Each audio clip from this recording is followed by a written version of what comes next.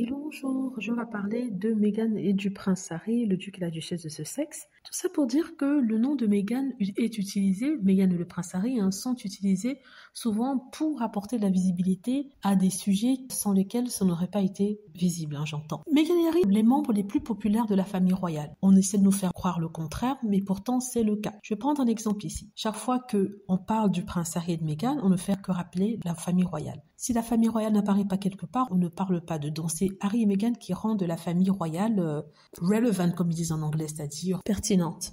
Donc, je vais vous prendre un exemple de ce dont je suis en train de parler. Il y a un magazine français qui a sûrement calqué son titre sur un magazine anglais qui a écrit ce titre aussi. Nouveau bébé dans la famille royale.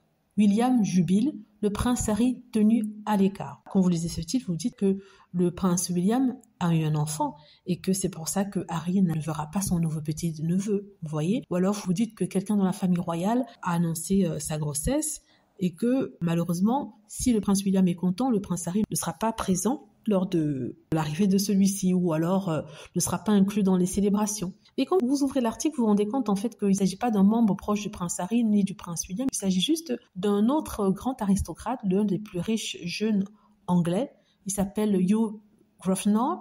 Il s'est marié dernièrement il y a à peu près un an, oui, et le prince William avait été invité et par le prince Harry. Donc celui-ci va avoir son premier enfant avec sa nouvelle épouse. Donc on nous dit que William jubile, ce qui n'est pas étonnant vu qu'ils sont bons amis et d'ailleurs ce monsieur est le parrain du petit George.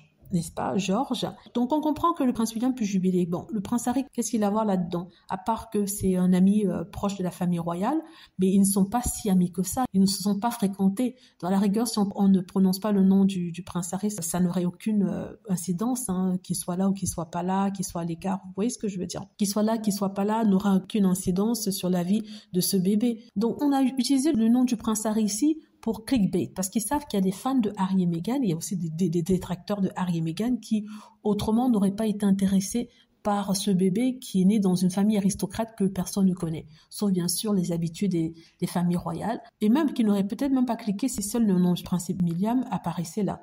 Donc vous voyez ce que je voulais dire ici, c'est du n'importe quoi. Dites-moi ce que vous en pensez, j'espère que vous avez aimé la vidéo, n'hésitez pas à cliquer sur like si c'est le cas, à vous abonner pour plus de vidéos et à cliquer sur la petite cloche afin de être averti lorsque je poste une nouvelle vidéo. Merci.